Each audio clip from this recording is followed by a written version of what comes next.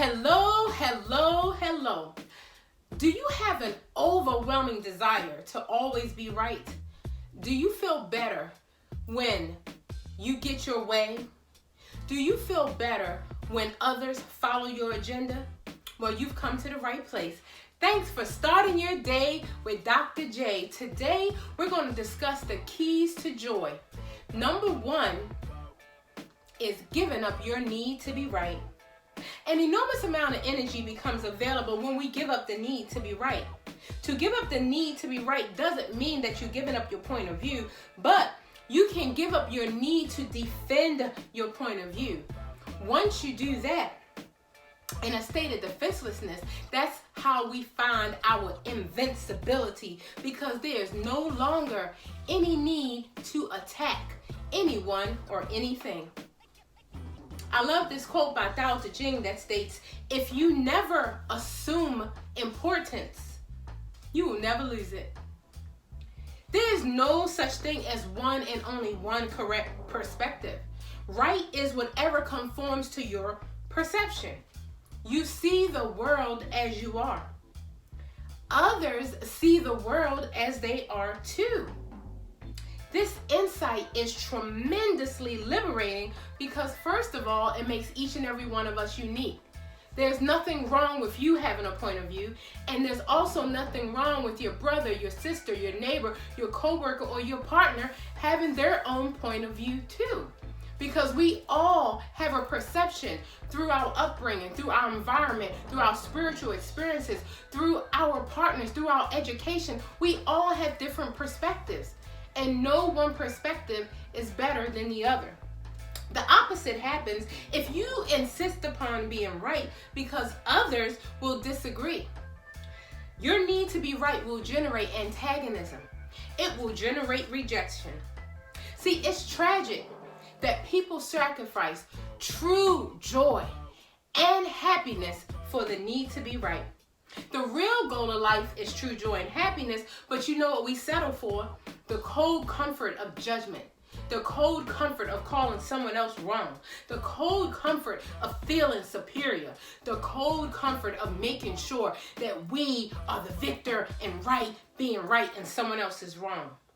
See, conflicts arise as a result of not understanding that there are as many points of view as there are people.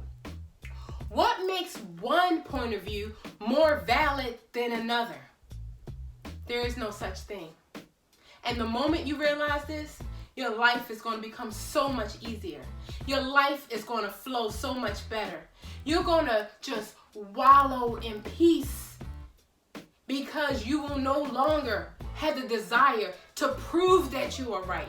You will no longer have the desire to have long arguments about proving your point of view, because we know that's attached to our ego anyway.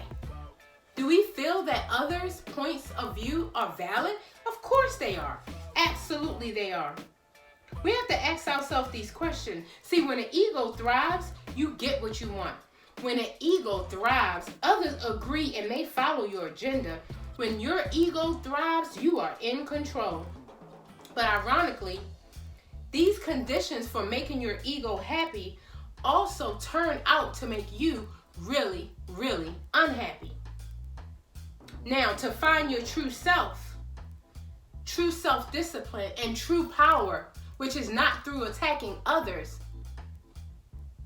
the truth of the matter is, when we try to control others and we try to be right and we try to be superior to others and try to devalue others' perceptions, we're screaming loudly that we don't have these things, but this is really what we want.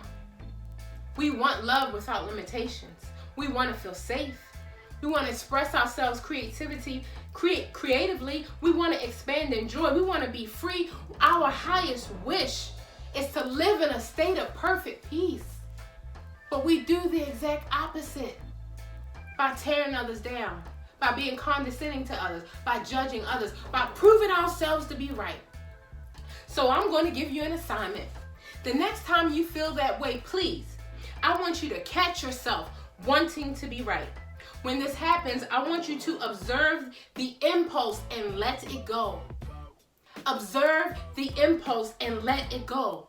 Once you witness this behavior, begin this transformation, you will find so much peace. And the second thing I want you to do is I want you to refrain from qualifying things as right and things as wrong. How many times in our lives do we let our ego rise up only to go back and regret something condescending that we said? What makes us better than the next person? What makes us more superior than the next person? We have to love one another. We have to drop our ego. We have to be humble and support one another. That's what we have to do. So I'm hoping that you can find your keys to joy by, number one, giving up your need to be right and dropping all that anger and dropping all that resentment and stopping all those incessant hours of arguing with people that we love, confronting people only to end up with rejection and isolation, which was not our goal in the first place. We just want true joy and happiness. And like I tell you, you already know what to do, because it's caring to be caring. It's loving to be loving. So let's love one another and let's drop this need to be right. Please have a great day on purpose, and I'll see you tomorrow.